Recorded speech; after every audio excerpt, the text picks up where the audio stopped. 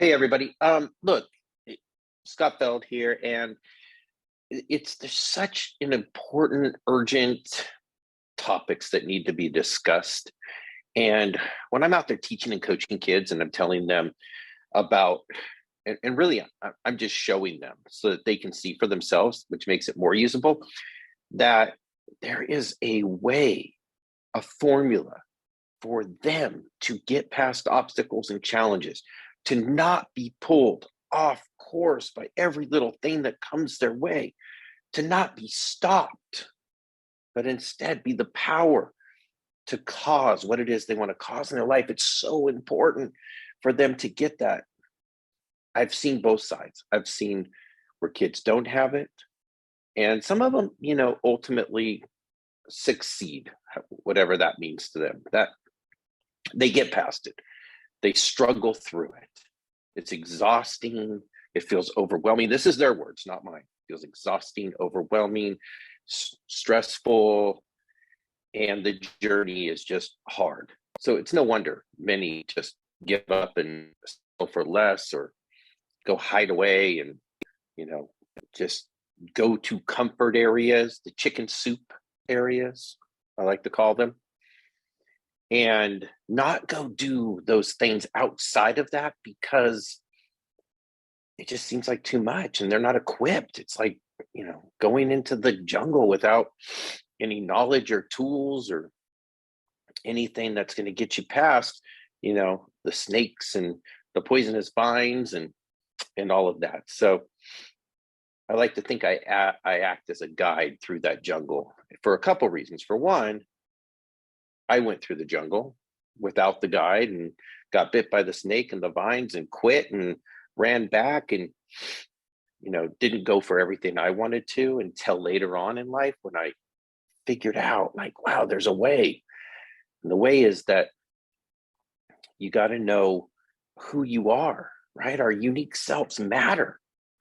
And who we are is the ingredients that make up us. So I have a sheet that I share with them, right? I got this from a teacher organization and was okay to use this. Are you in the positive ingredients? Are you encouraging? Are you energetic? Are you enthusiastic? Are you persistent? Are you personable? Are you reliable, responsible? There's like 100 of these, right? Imaginative, independent, courageous, consistent, right? Which one of those ingredients make up you?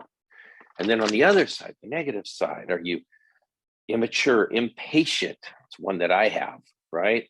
Selfish, shallow, short-tempered, sneaky. Are you defensive, deceitful, critical? And when you can see yourself, this inner mirror exercise, I call it, when you could see yourself, who you're being, the ingredients that make up you, what you bring out into the world, that's your character, right? What you show the world shows up as your personality. That's how people see you. That's how they kind of react to you, respond to you, engage with you, interact with you, whatever it might be. But what you find out is that once you can see it, you can choose. Now, here's the second important part, is that you have to have something that you're up to, something that is a goal, it's a target, right? And as I heard Dean Grazioso say not too long ago, it can't be a fuzzy target. Fuzzy targets are hard to hit, right? You mentioned if he took off his glasses, I could do the same thing. It's fuzzier, harder to see. So we have to have clear targets, clear ones that are close, clear ones that might be further away. And now we know where we're going and we know what ingredients we're going to need. Which ones do we already have? Which ones do we need to adopt, take on, start using, right? So if we need courageous, but we've been insecure, we can do little things that require us to be courageous. So we start imprinting and seeing ourselves as courageous, and those things can grow. And then pretty soon, one of our main ingredients might be courage. And courage might be exactly one of the main ingredients we need to get to whatever it is our goal might be. Whether it's a certain grade, whether it's a certain school, whether it's a certain team, whether it's making a part, getting a part. I have kids who have, college aspirations. I have kids who have, teaching aspirations, acting aspirations, sports aspirations. So it's across the board, but oftentimes they are not clear about them. So we show them how to be clear and what ingredients they might need and which ingredients from the negative side that they can let loose. They're not helping them, right? They're making whatever they're making taste bad. So if it's a cake, they're adding weeds and dirt, right? They're pulling themselves away from that ultimate goal that they now can see clearly that they want to achieve. They don't have to see exactly how to do it, just see the goal clearly.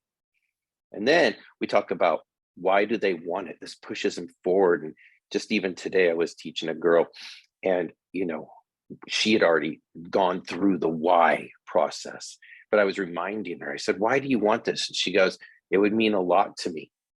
It would show that I really accomplished something. And she had a big smile on her face when she said that. And I said to her, wow, I can tell that you really feel that because of the automatic, not fake smile that came up. And she went, yeah, and bigger smile came on. So that she'll be able to use that to help push her forward when those obstacles come through. And then we take all the pressure off with how, the fourth part of the power formula. How do you do it? Well, it's one step at a time, right? You could see 2 or 3 steps, but you got to take step 1, 2, 3 in order. And then you might not see the next step. So you might have to go look for the step. This is what we call being resourceful. You got to go look for that next step. And then you have to take it. So we talk about 3 things. One is knowing, right? So you go find out what it is. Courage to actually do it, because it's going to be out of your comfort zone oftentimes. And then belief that if you know it and you take the steps, there will be an outcome or result. And ultimately, even if it's not the one you thought it should be, it'll be progress, because it'll either show you, yep, that's what you had to do, or it'll show you, nope, that wasn't it.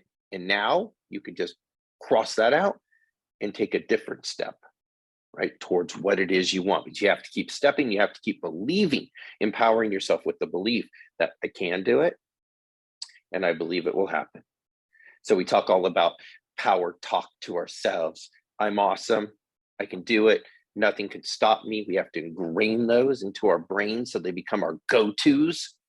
When we need to believe in ourselves, we can add that in. I can do this, instead of having that obstacle be strong and us not having that power, and the obstacle telling us, you can't do this, not this time, too hard. We'll never believe that if we've done the work to empower, which I call superpower thinking. So this is so important. Got to get this out. I mean, it just makes a difference. If our kids have the ingredients, right, to make what they want to make, instead of trying to figure out how to make it, but not even knowing what ingredients go into it, how to do it. But they know, something about math, or they know something about history. That's all good stuff. That's great stuff.